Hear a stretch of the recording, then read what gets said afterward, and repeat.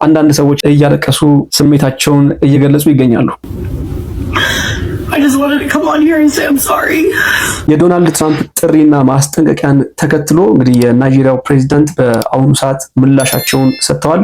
በቅርቡ እጅግ በጣም በርካታ ቁጥር ያላቸው ክርስቲያኖች በናይጄሪያ መገደላቸውን ተከትሎ ዶናልድ ትራምፕ ጠንከር ያለ ጥሪና ማስጠንቀቂያ በትሩዝ ሶሻላቸው አጋርተው ነበረ። ታዲያ እሱን ተከትሎ የናይጄሪያው ፕሬዚዳንት ለዶናልድ ትራምፕ ምላሻቸውን ሰጥተዋል። ጉዳዩን በዝርዝር የምንመለከተው ይሆናል።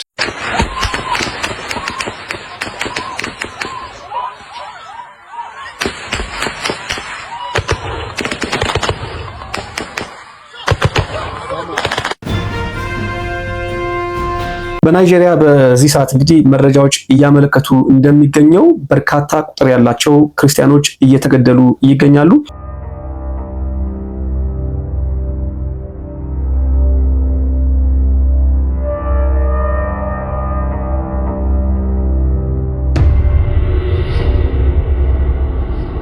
ታዲያ ጉዳዩ ያሳሰባቸው አንዳንድ ግለሰቦች ክስ እያቀረቡ ይገኛሉ። በተለይ ደግሞ በዋናነት ስማቸውን እየጠቀሱ የዶናልድ ትራምፕን ስም እየጠቀሱ የውጭ ጣልቃ ገብነት እንደሚያስፈልግና ይህንን ነገር ለማስቆም የበኩላቸውን ጥረት እንዳደርጉ ጥሪ ቀርቦላቸው ነበረ።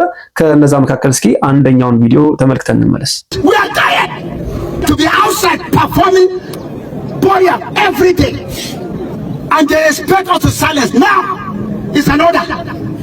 Nigerian government came out openly and denied there is no massacre, there is no genocide of Christians in Nigeria. And look at it today.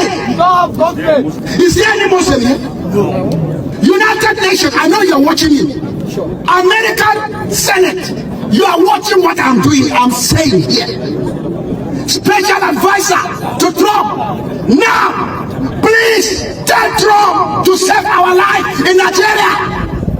They are killing Christians in Nigeria, massacre Christians. If they say they kill Muslims, Muslims are being killed. By who? By Muslims. ፓስተሩ የሚገኝበትን ቦታ እንግዲህ ሁላችሁም ተመልክታችኋል።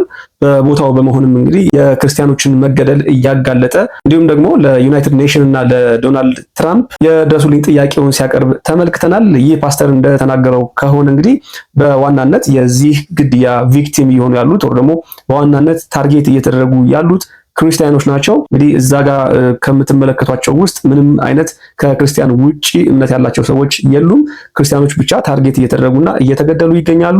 ይህንን ጉዳይ በተመለከተ ደግሞ የናይጄሪያ መንግስት እየካደ እንደሚገኝና ጉዳዩ የእምነት ይዘት እንደሌለው እየተናገረ እንደሚገኝ በንግግሩ ልንሰማ ችለናል ማለት ነው። ታዲያ በዚህ ሰዓት ዶናልድ ትራምፕ ጉዳዩን ከተመለከቱ በኋላ እጅግ በጣም ከባድና ጠንካራ ምላሻቸውን ሰጥተው እንደነበረ የምናስታውሰው ነው። በተለይ ደግሞ በሶሻል ቶዛቸው እንዳጋሩት መልእክት ከሆነ የናይጄሪያ መንግስት ኢሚዲየት የሆነ ወይም ደግሞ ፈጣን የሆነ ምላሽ ለጉዳዩ መስጠት እንዳለበትና አሁን እየሆነ ያለውን ግድያ የክርስቲያኖች ግድያ ማስቆም እንደሚገባው፣ ከዛ ውጭ ግን በጉዳዩ ላይ ምንም ኢንቮልቭ የሚያደርግ ከሆነ ማስቆም የማይችል ከሆነ እርዳታዎችን ሊያቆም እንደሚችል፣ እርዳታውን ከማቆምም ባለፈ የታጠቀ ኃይል ወደ ቦታው እንደሚያሰማራና ገዳዮችን ሊያስቆም እንደሚችል አስጠንቅቋል። ገዳዮችን በተመለከተ እንግዲህ ቦኮ ሃራምንም ጨምሮ ሌሎች ታጣቂ ኃይሎችም በዚህ ጉዳይ ላይ ተሳታፊ እንደሆኑ እየተገመተ ይገኛል። ታዲያ የናይጄሪያ መንግስት የትራምፕን ማስጠንቀቂያ ተከትሎ በሰጠው ምላሽ ዶናልድ ትራምፕ የናይጄሪያ መንግስት ክርስቲያኖች እንዲገደሉ እየፈቀደ ነው ያለውን ጉዳይ ፍጹም ሐሰትና ስህተት ነው። ይልቁን የናይጄሪያ መንግስት በዜጎች የእምነት ነጻነት ጉዳይ ከፍተኛ የሆነ ጥበቃ እንደሚያደርግና ወደፊትም አጠናክሮ እንደሚቀጥል ተናግሯል። የናይጄሪያው ፕሬዚዳንት አክለው እንደተናገሩት ከሆነ እንግዲህ በመግለጫቸው ወይም ደግሞ ባሰፈሩት ጽሁፍ የዩናይትድ ስቴትስ መንግስት በጉዳዩ ላይ አብራ ለመስራት የምትፈልግ ከሆነ ወደ ናይጄሪያ በመምጣት አሁን ባለው ጉዳይ ላይ አንዳንድ ነገሮችን ለማገዝ የምትፈልግ ከሆነ በራችን ክፍት ነው፣ ዊ ዌልካም አሜሪካ ሲሉ ተናግረዋል። በተቃራኒው ደግሞ እንግዲህ አንዳንድ ተንታኞች ስለ ጉዳዩ ሲናገሩ ታርጌት እየተደረጉ ያሉት ክርስቲያኖች ብቻ አይደሉም፣ ይልቁኑ ከክርስቲያኖችም ባለፈ የሌላ እምነት ተከታዮች በተለይ ደግሞ ሙስሊሞቹ ታርጌት ተደርገዋል፣ ሞተዋልም ሲሉ ገልጸዋል። እንግዲህ በዋናነት በናይጄሪያ ያለው ኢሹ አሁንም አወዛጋቢ ነው። በተለይ ደግሞ ጉዳዩ ወር ደግሞ ለእነኚህ አይነት ግጭቶች መንስኤ የእምነት ብቻ እንዳልሆነ ሌሎች ጉዳዮችም እንዳሉ እንግዲህ ለግጭቱ መንስኤ የሆኑ ሌሎች ተጨማሪ ምክንያቶችም እንዳሉ ተንታኞቹ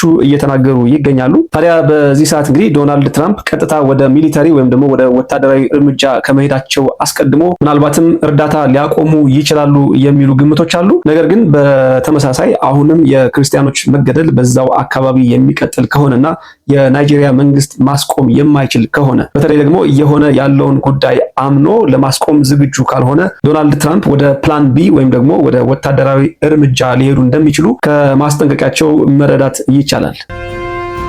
ሌላው በአሜሪካን ሀገር እንግዲህ እጅግ በጣም በርካቶችን በጣም ችግር ውስጥ እየከተተ የሚገኘው የገቨርንመንት ሸትዳውን አሁንም ቀጥሏል ያለምንም መፍትሄ።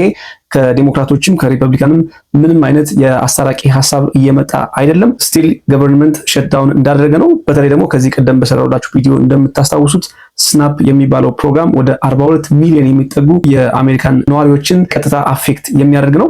ታዲያ ስናፕን በተመለከተ የፌዴራል ጀጅ ዶናልድ ትራምፕ በኢመርጀንሲ የሚቀመጠውን የስናፕ ገንዘብ እንዲጠቀም እያስገደዱት ይገኛሉ። እንደሚታወቀው ስናፕ ፕሮግራም ላይ እንግዲህ ምናልባት በኢመርጀንሲ ወር ደግሞ በከባድ ችግር በሚፈጠር ጊዜ ለመጠቀም በሚል የሚቀመጥ ሪዘርቭድ የሆነ ገንዘብ አለ።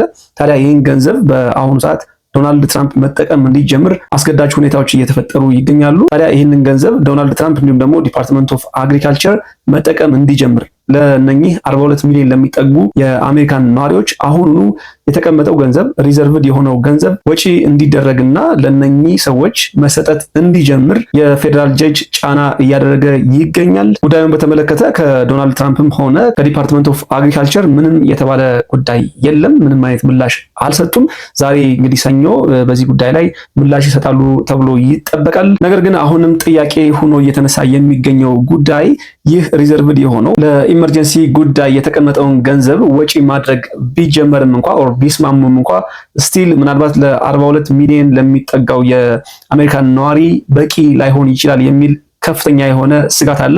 ያ ማለት እንግዲህ 42 ሚሊዮን ህዝብን የሚሸፍን ገንዘብ በሪዘርቭ ውስጥ ላይገኝ ይችላል። ያ ማለት ሁሉንም የስናፕ ተጠቃሚዎች ማዳረስ ላይቻል ይችላል ማለት ነው።